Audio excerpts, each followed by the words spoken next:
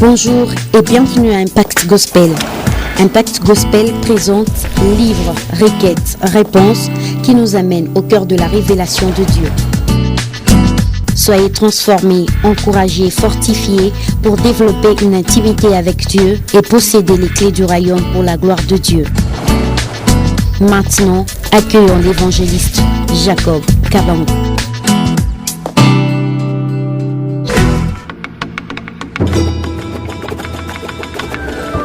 Livre, requêtes, réponses.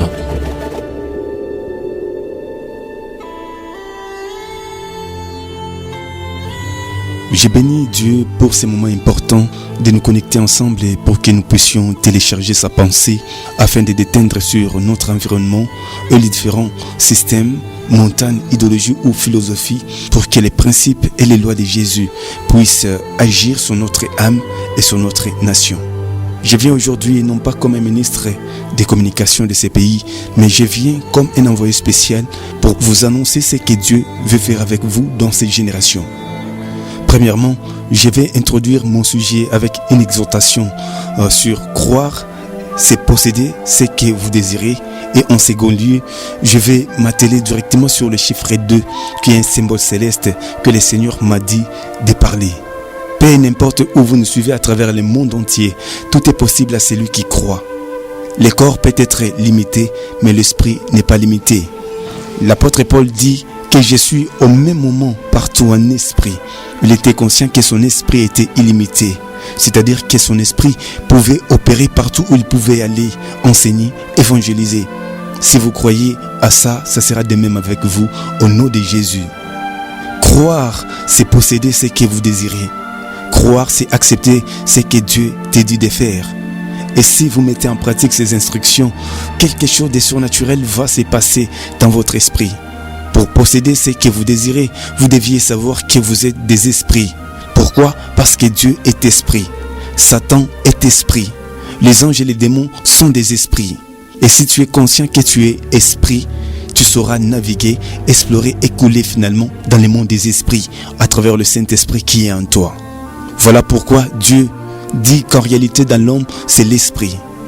Alors pour détenir votre destinée, votre projet, votre travail, votre mariage, c'est pendant que vous deviez connaître que le monde des bénédictions est un monde invisible.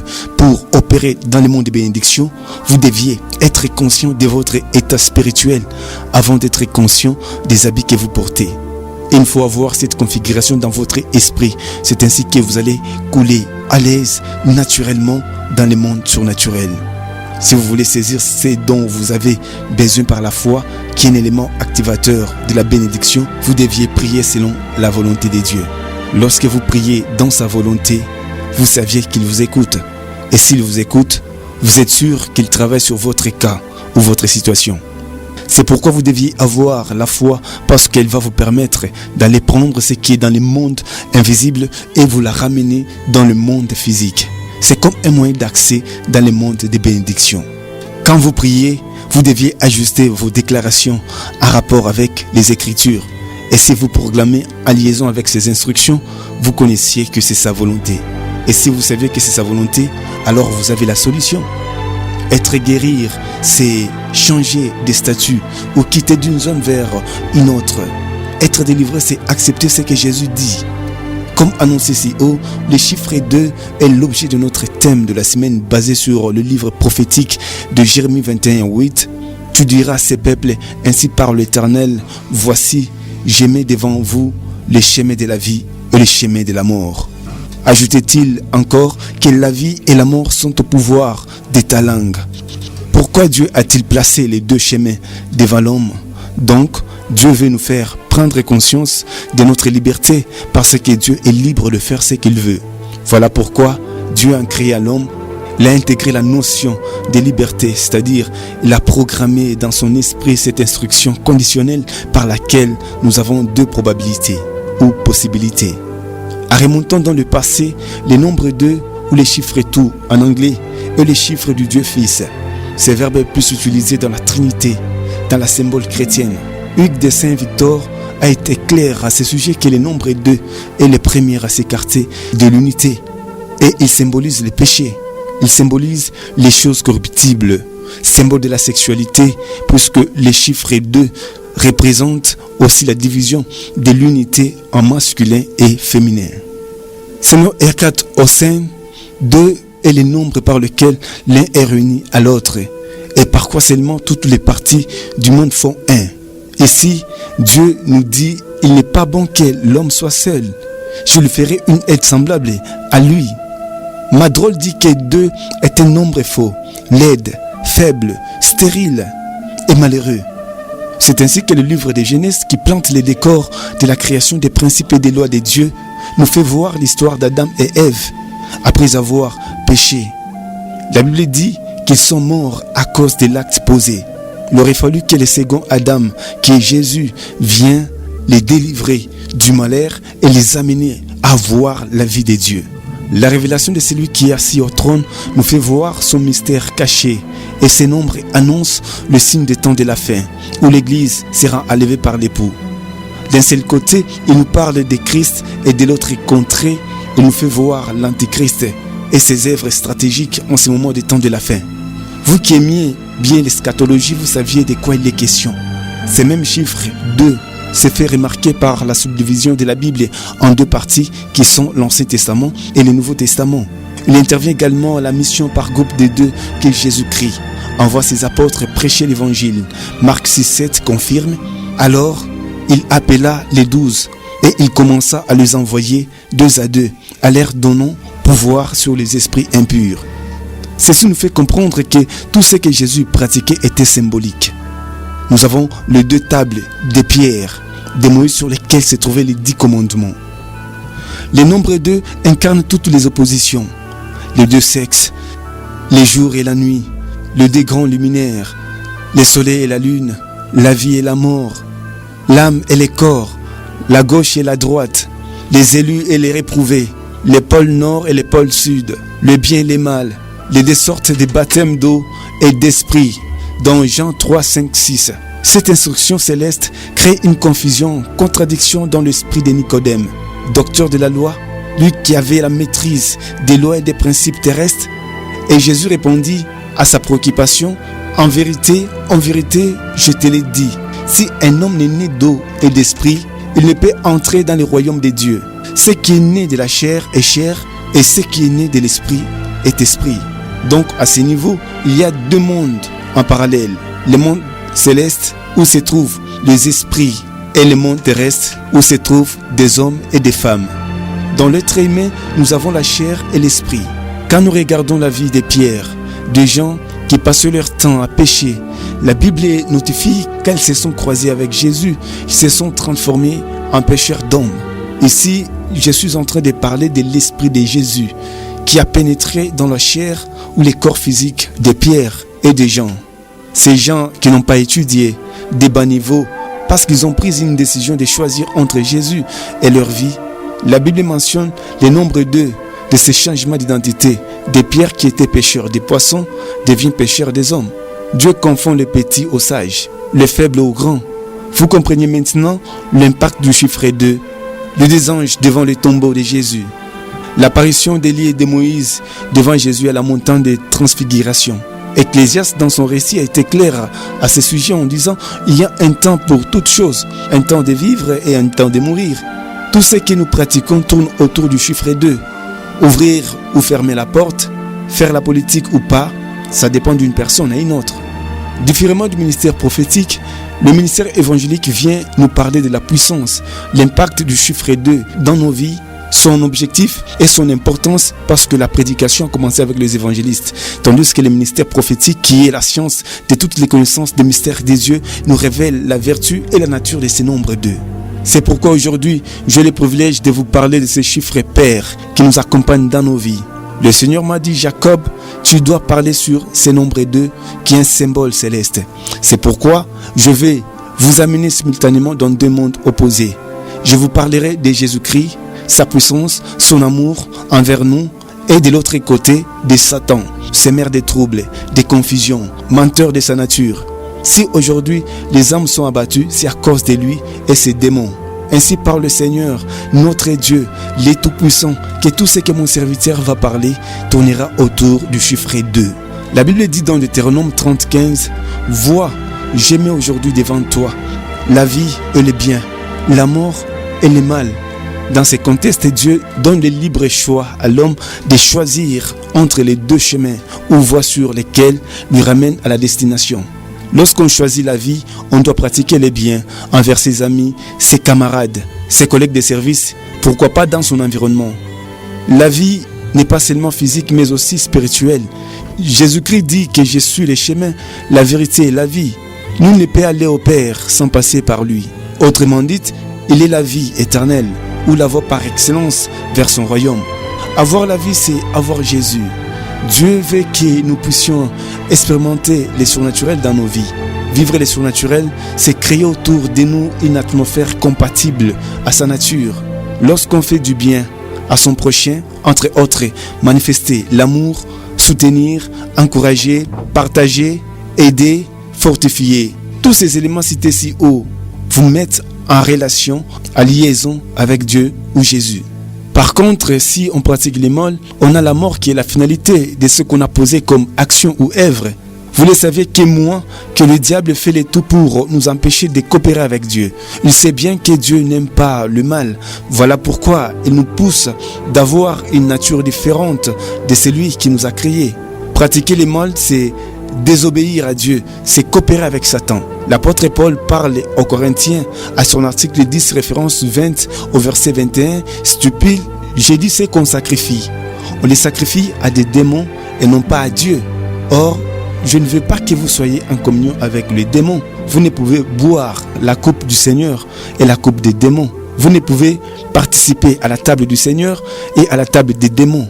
Dans ces contextes, il présente deux mondes spirituels, les royaumes de Satan et les royaumes de Dieu. Ceci nous pousse à dire que si les adeptes du culte païen croient qu'une idole est un dieu, les démons se cherchent de jouer les rôles de ces dieux imaginaires.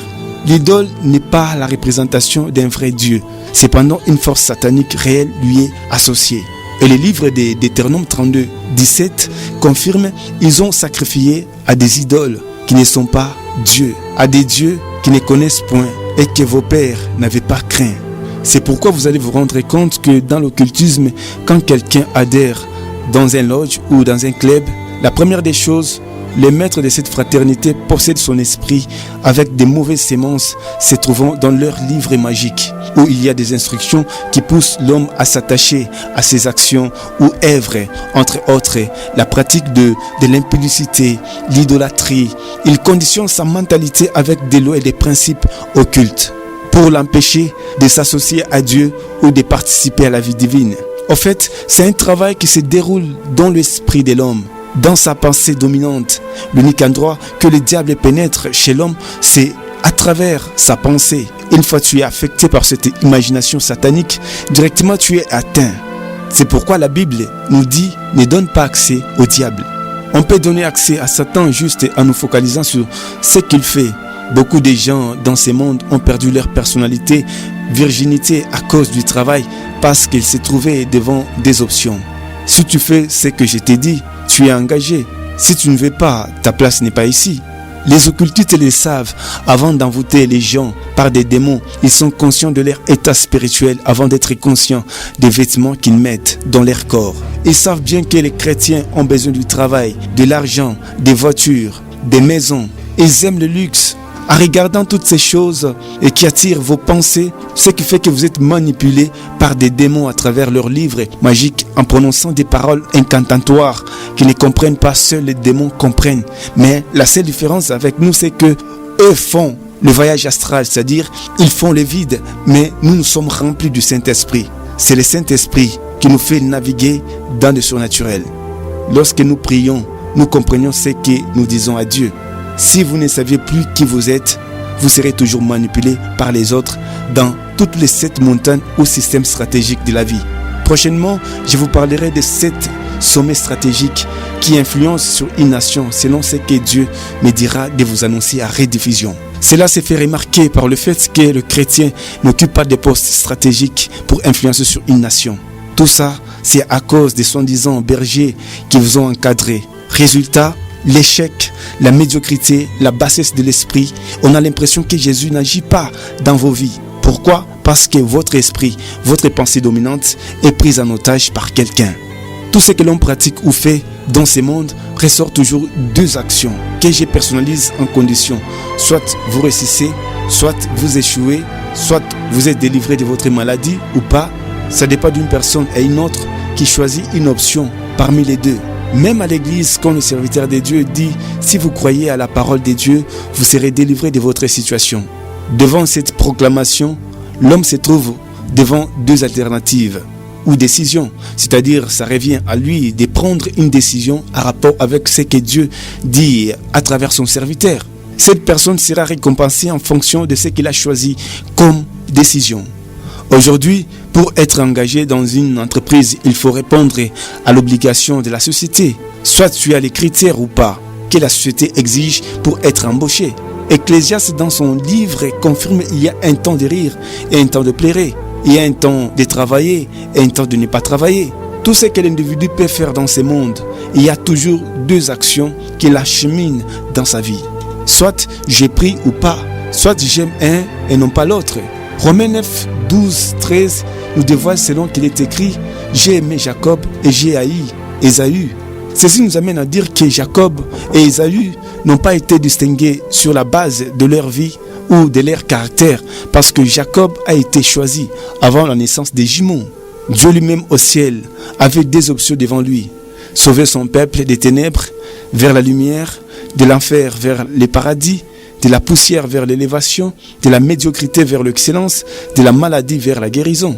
Dans le monde actuel, les hommes et les femmes ont des préférences, des critères standards. Certains préfèrent avoir une femme intelligente, responsable et capable, potentielle. D'autres, si elles n'ont pas ces standards, elle est déconsidérée. Pour les autres, il faut répondre au profil international.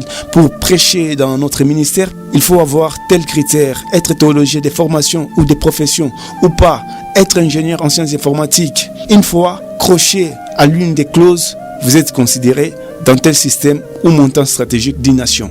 Deutéronome 30:19 dit « J'apprends aujourd'hui à témoin contre vous le ciel et la terre.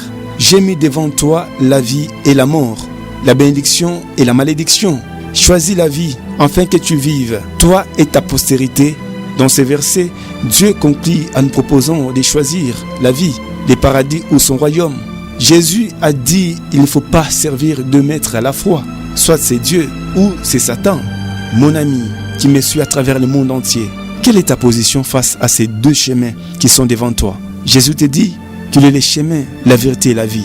Il attend que tu prennes une décision par rapport à l'une des voies qui t'amènera à la destination, afin que tu aies le salut, mais aussi influencer les nations pour que son royaume s'établisse sur ton environnement dans tous les niveaux et dans toutes les dimensions, afin que les âmes d'une nation soient sauvées, délivrées et transformées pour que l'honneur et la gloire lui reviennent. Es-tu prêt pour donner ta vie à Jésus pour qu'il prenne le contrôle?